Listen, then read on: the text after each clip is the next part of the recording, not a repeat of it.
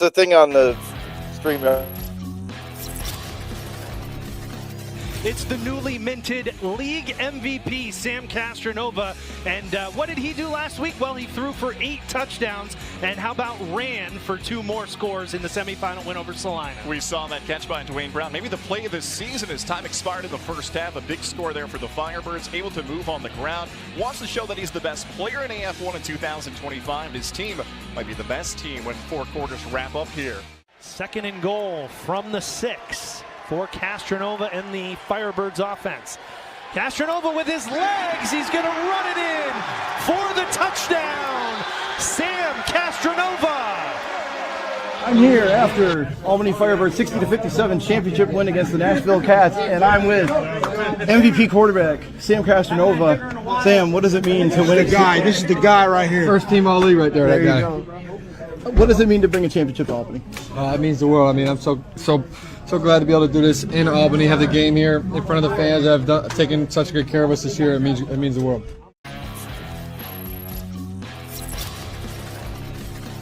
It's the newly minted league MVP, Sam Castronova. And what did he do last week? Well, he threw for 8 touchdowns. And how about ran for 2 more scores in the semifinal win over Salina? We saw that catch by Dwayne Brown. Maybe the play of this season as time expired in the first half. A big score there for the Firebirds, able to move on the ground. Wants to show that he's the best player in AF1 in 2000. We are live here at JC Tractor in Hoosick Falls, New York for our first Firebirds Weekly on the Firebirds Media Network.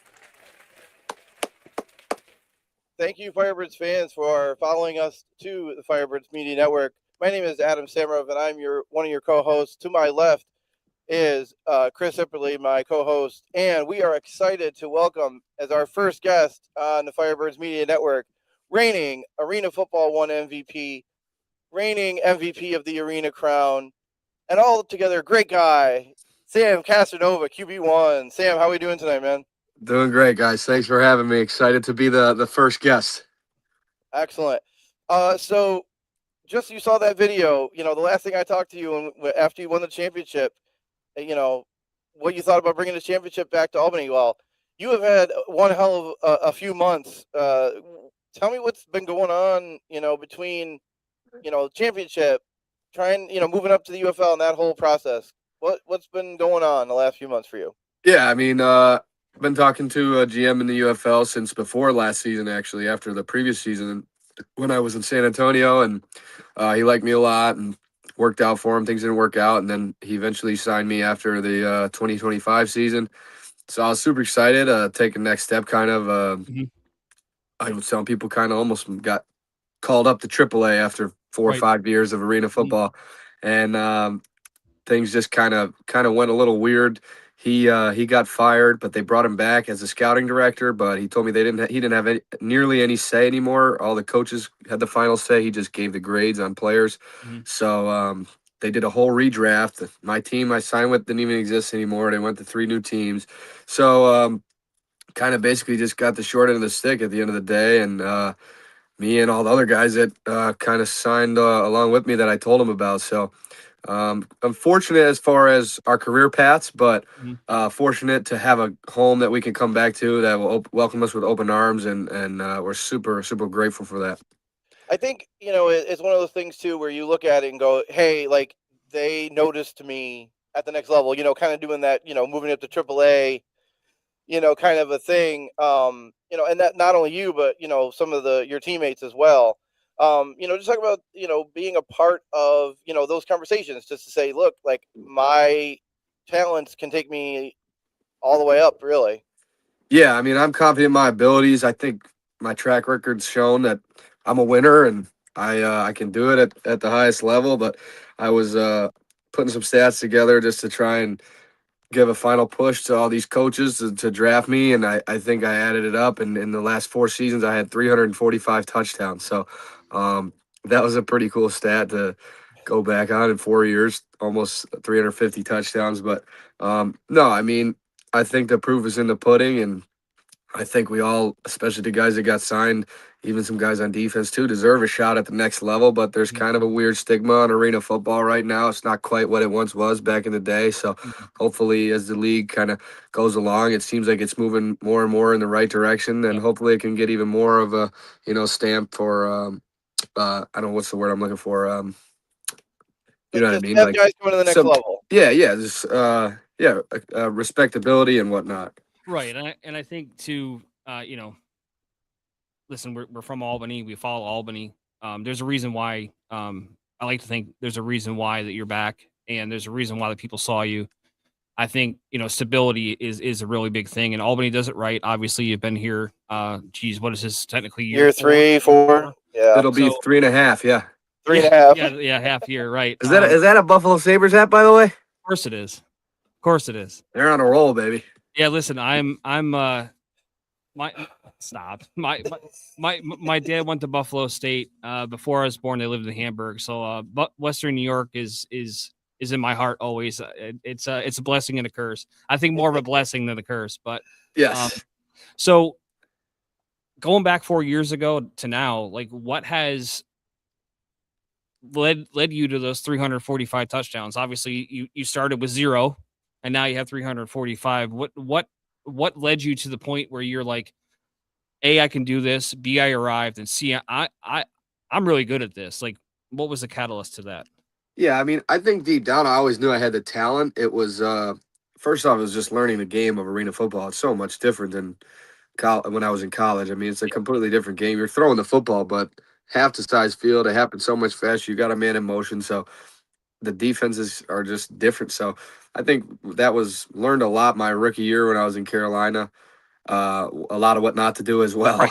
Yeah. And then learned a lot my second year in Albany under Coach Ware. Prince taught me a bunch. He was an arena vet, and Mike Faithful, the QB that was here before me. And then under some weird circumstances, Faithful ended up leaving the team, and I was starting week 2. And Coach Manas was freaking out.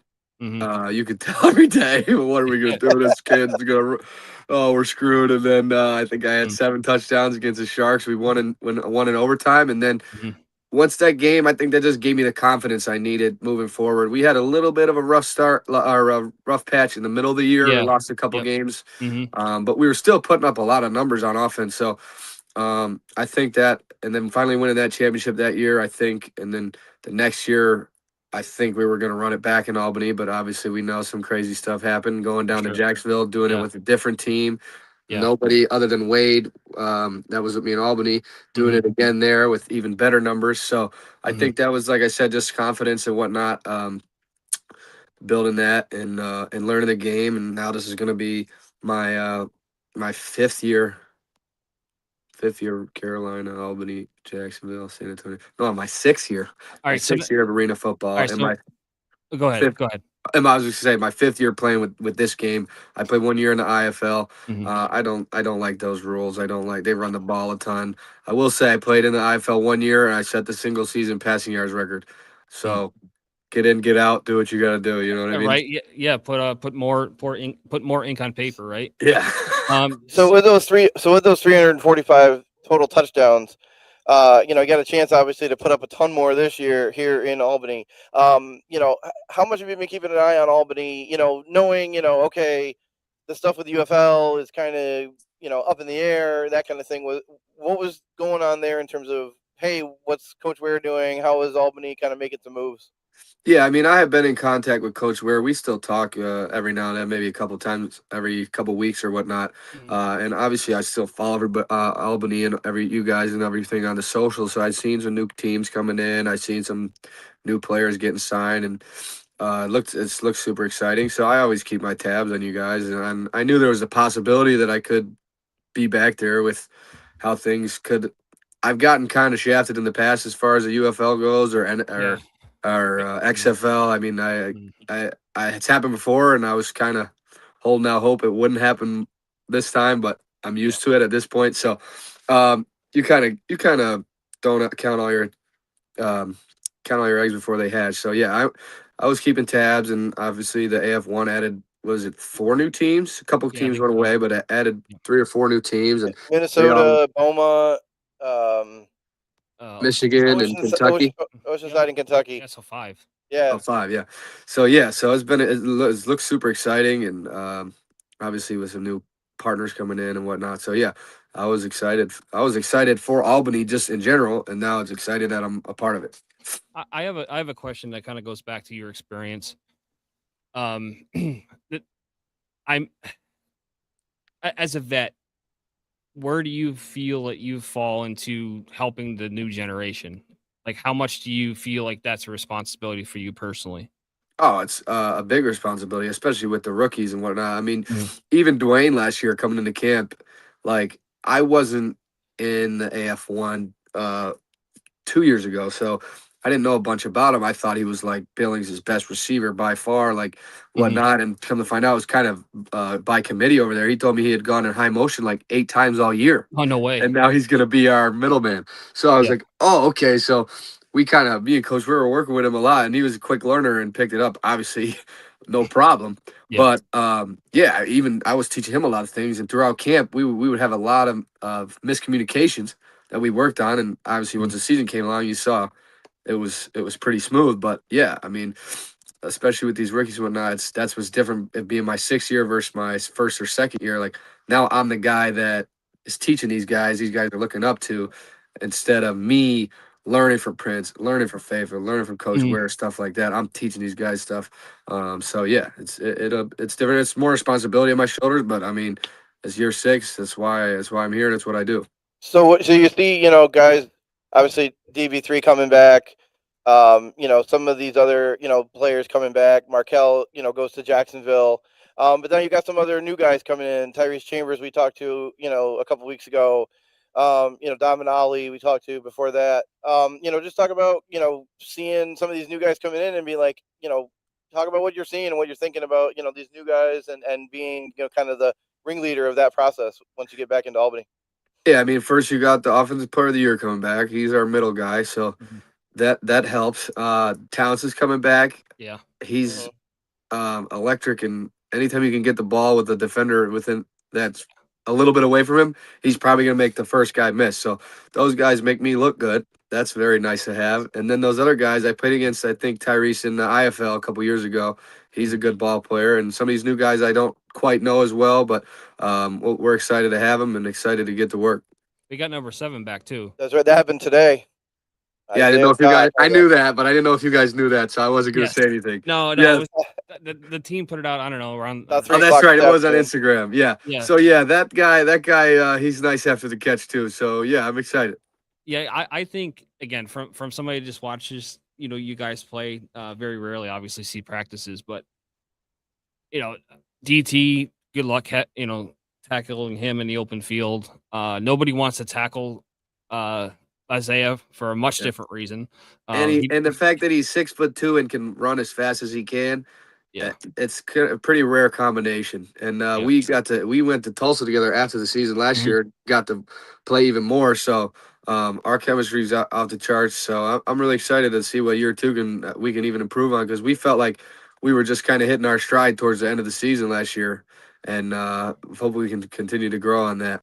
One final question for me is, what are some goals for you for 2026? And you're not allowed to say the championship because everybody wants to win the championship. What are some goals personally and professionally for you in 2026? Well, I guess I won't say championship, but I would like to go undefeated again. That was cool. That was my first time ever doing that, and it'd be nice to do that. It'd be really nice open the season 2-0, especially against the 2 champions in the other leagues that are coming to join us, come in and kind of teach them a lesson, hopefully. So yeah, those are a couple of things. As far as personally, I don't really. I mean, it sounds corny, but I've done a lot of that stuff already. So I just want to come in and compete and stay healthy and have fun and teach these guys what they can learn in arena football and continue to grow with all of them. It's fun. It's fun to do it together. I don't know how many more years I have left doing this. So that's what I'm excited about. Well, we'd love to have you back in Albany and love to see you, tear it up one more time in 2026. Sam, we appreciate you coming on, and we look forward to talking to you when camp starts here in about 6 weeks or 7 weeks. And we're looking forward to it, of course. Thank you, guys. Thanks for having me. Go Birds. Go Seahawks. Not a Seahawks fan. Just absolutely hate the Patriots. And thank you guys for having me. Work, guys. Listen, there is no other choice. It's Sam Darnold or bust. We're putting everything into Sam Darnold's hands. So it's just Sam. It's Sam's hands. Drake May is going to be seeing ghosts. We can only hope. All right, man. Thanks, Sam. again. Thank you very much. And when we come back, we're going to have Freddie Booth-Lloyd, a new member of the Albany Firebirds, on when we come back.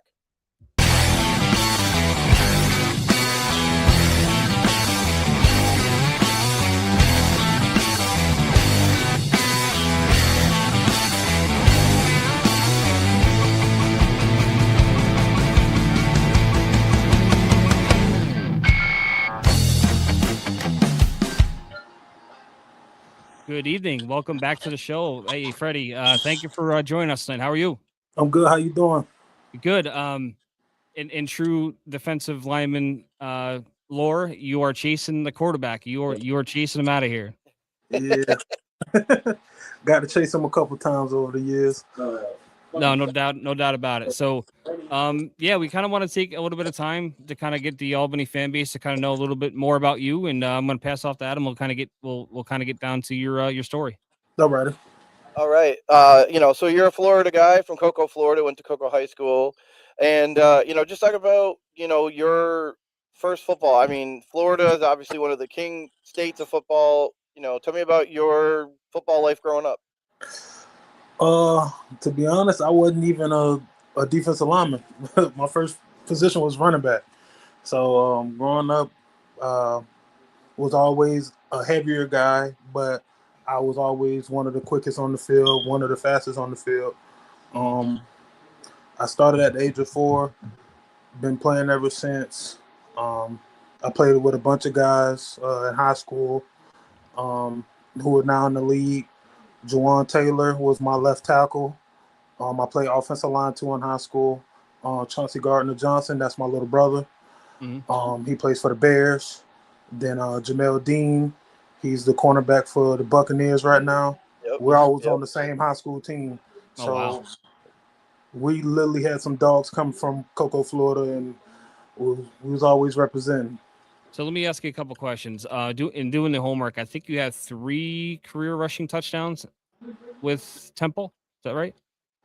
I have 5. 5. Yeah. Don't short the man any touchdowns. Stop that. All right, so that's that. And again, doing the research, I saw this. I don't know if you remember it.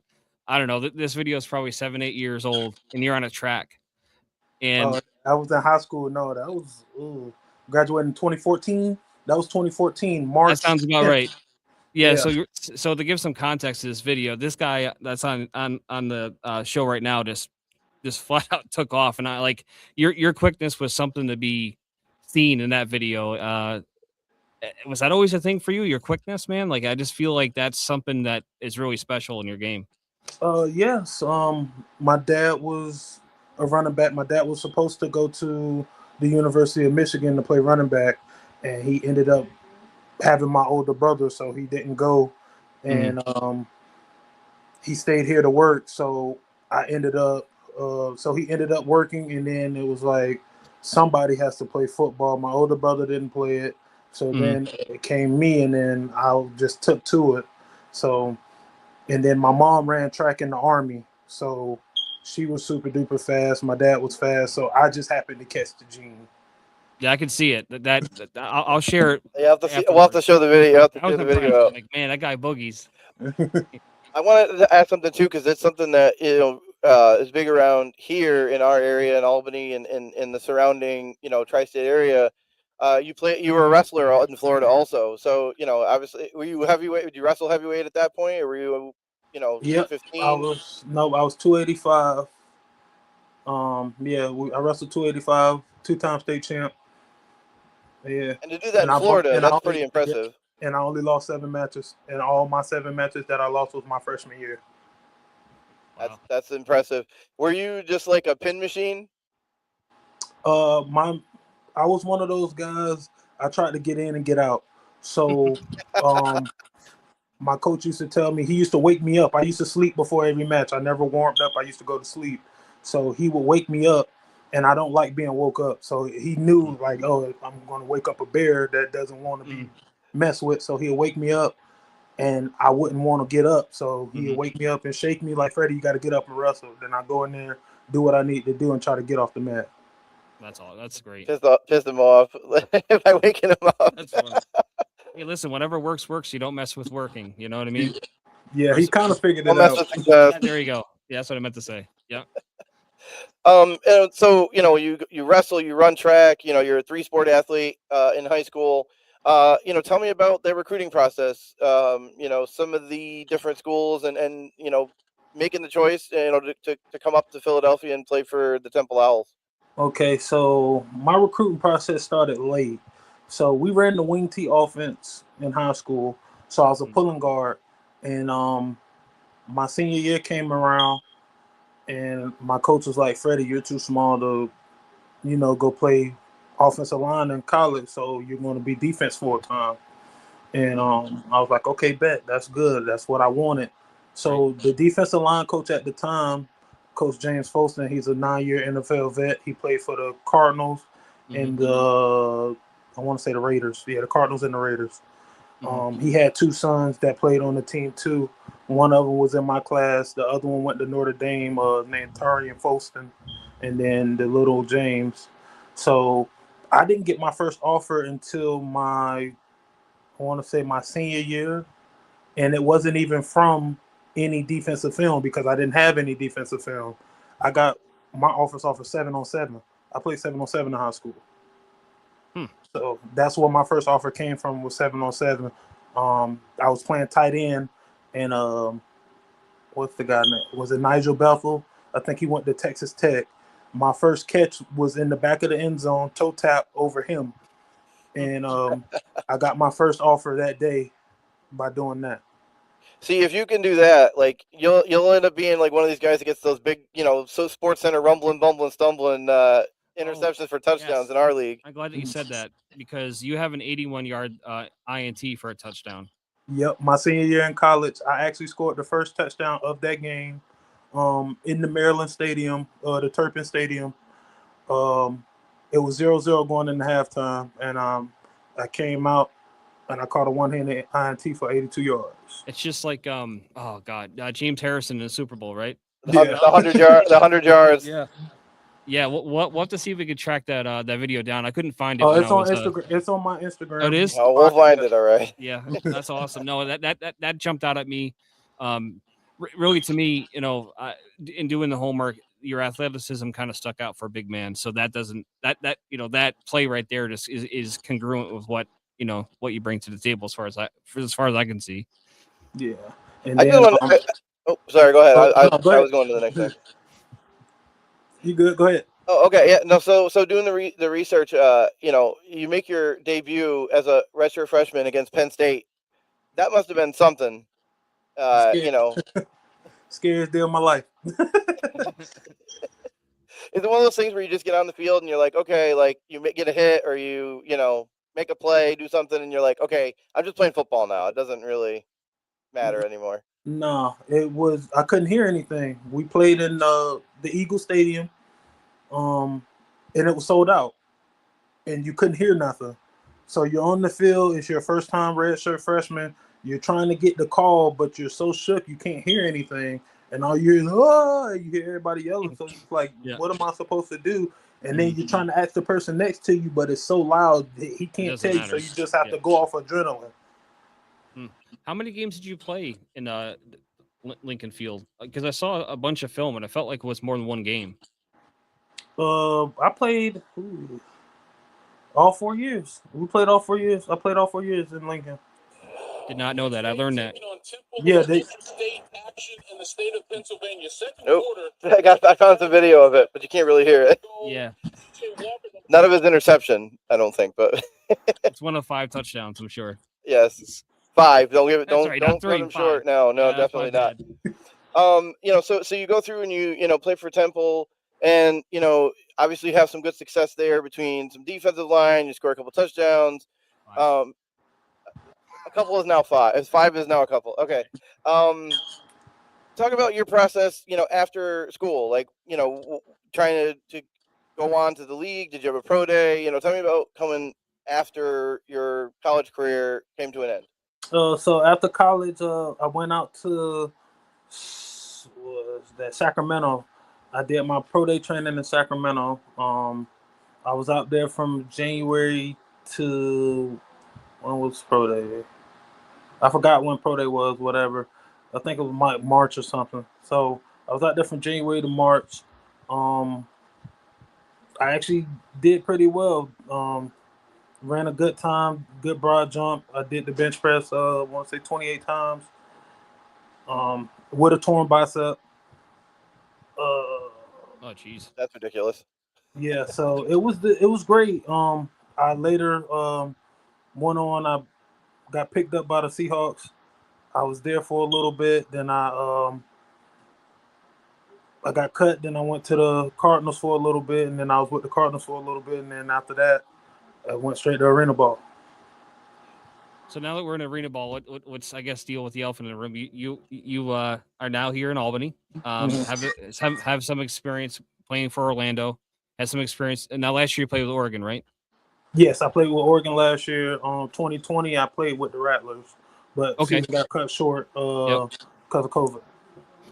So tell me about going from the outdoor game to the indoor game. I think it's a little less crazy in the line because it's still pretty. The line is kind of the line no matter what. But Right. Tell me a little bit about getting integrated into the indoor game versus the outdoor game. Basically, so in the outdoor game, I only played nose guard. So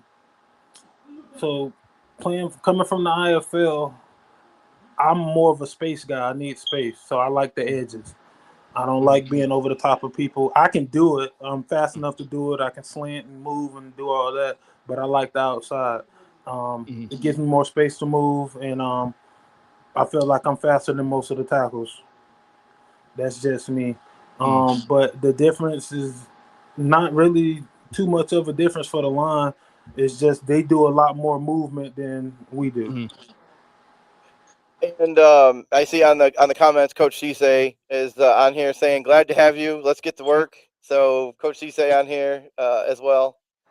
No, So that's what's up, my boy. Coach Cisse? That's my boy, former teammate.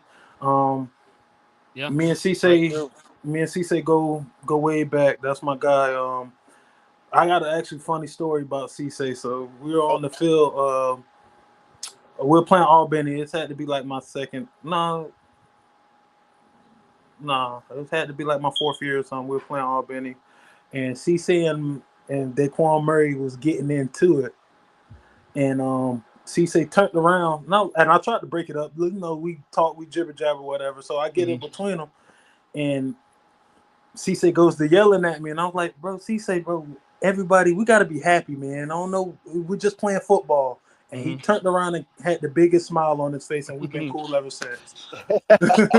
That's that is the secret language. I think that is the ultimate de-escalator. Is we're just playing football, man. We're just playing football. That's it. Like don't make it more than what it is. Yeah, that's my guy, though. Yeah, that's awesome. No, So- that's a good story. Tell me about coming to Albany. Talking to Coach Ware. Obviously, Coach Cisse. Obviously, you guys will go way back. But talk about the decision. To come and then sign with Albany. So was that 2024? Was the last year I played with Orlando? So the only reason I didn't come in 2024 was I was having a daughter, and Okay. Yep. I was with and she was like, "You're not going nowhere. I'm finna have a newborn. I can't have you in a whole different state." And I actually had my daughter the week before our first game, which was in Albany. So I really, at the time, I wanted to come. I've been wanting to come because me and Coach Ware, when these guys had the Antonio Brown situation had happened, Cisse, Prince, and I think Hollis came down with Coach Ware, and he got to see me work, and he was like, if nobody knows what I do, like, for a living and stuff like that, you'll understand. Like, I would come up, I would show up late to practice, and I would still give everything. And then when it come time for the game, you didn't have to worry about my preparation because it showed I had 20-some sacks. So he would see my work ethic and be like, damn, like this guy actually has a motor. He actually cares about ball. He actually knows what he wants. Like, and that's what I was feeding. I was just going and going and going. And we used to talk, used to get on the phone because I played offense too. I'd get back there at fullback sometimes, get up there and block. And I was telling him like, man, you're a great coach. Like I want to come play for you one day. And like, I just got to get my situation together. I was like, I just had a kid and I can't really get up there like I want to. And this year I got the green light, like, hey, you can go. And he was the first person I called. Well, that's a good story too. Again, that speaks to the family atmosphere that the Firebirds have, and that includes the flock support. Because again, even if you haven't been here, even guys that have been in different places, or you played for Oregon last year, so you saw some of that. When you guys played, it's like I don't think you have that in every place in AF1. Well, not at all. And so to be able to be a part of that is obviously something big. And then as Coach Ware's talked about, like obviously he wants guys that are top of their craft at football, but he also wants guys that are top guys. Like family is very important, and that's something that he has said over and over and over again when it comes to like who he signs and who he wants to be here. Yes, most definitely. Actually, Coach Ware's met my son. Actually, today is my son's 6th birthday. Happy birthday, Deuce. That's my little guy right there. But yeah, everywhere I went, like every family, like if we had like anything to do with the team and I had to go, like my son was with me. So he knows like that's my first thing is my kids and then my family. So he actually understood like, hey, this man actually take care of his family. He's a family man. That's what he does. And football is just something that I'm good at that I still have a passion for.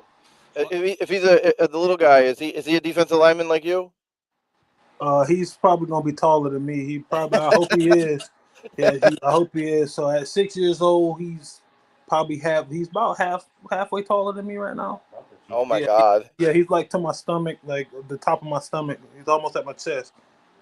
I think class of 20. I can't do the math. Yeah. Well, the other thing I want to touch on too, and I think it's just a good thing to mention is, I think, as you get older and the more you grow up and the more you deal with life, you realize that every day and everything you do is a job interview, and that's basically what you did a few years ago. Showing the coaches that are here now what you're really about, and you never knew how things were going to turn out, but you put in the work, and because you put in the work, people saw what you did. And I think that's important for people to remember is everything you do and everyone that you interact with is a job interview at the end of the day. Most definitely. Like I say, I'm just happy to be here now. I ain't got to talk to the fans in the first row no more. I got to go back and forth with them. Yeah. But I used to love coming up to Albany, playing my best games, and actually having fun and doing what I do best, and that's getting after the quarterback. I got a quick question. It's something else we did when we did the research. So you wore 99 in college. You changed, when you were in Orlando. Was there any specific going to 7? Was there any thing to that number, or you were just like, I gotta have a change? So the 7 came from I had a daughter that had a stillborn. She was supposed to be born March 7th.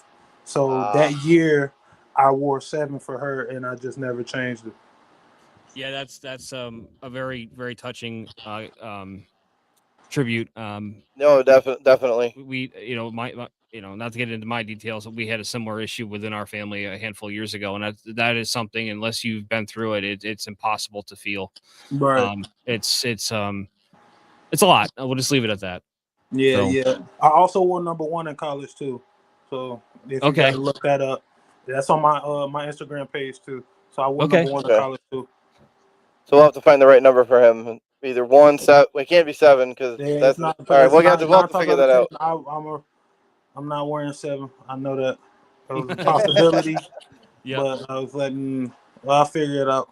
Yeah, I mean, honestly, you make the number. At least that's how I think it should be. But yeah, Look good, feel good, play good. That's how right. I always Yep. thought. No, without a doubt. So, man, we really appreciate you taking the time. Sorry that you're on a few minutes late, but you know how quarterbacks are. They like to be late. So, Well, and also a fun fact, I'm only one of few that got to sack Sam Castronova. yes. Ooh. Yeah, but that's why he wanted. That's why he had to take off before he came. Yeah, out. he didn't want to face you just yet. He'll wait until camp starts in March. Yep. That's my guy. No, honestly, not to give Sam a hard time. He got caught up at work a little bit late, so I'm only playing with him. So we thank him for his time as well, and we thank everybody for tuning in tonight. And with that, we'll see you guys soon.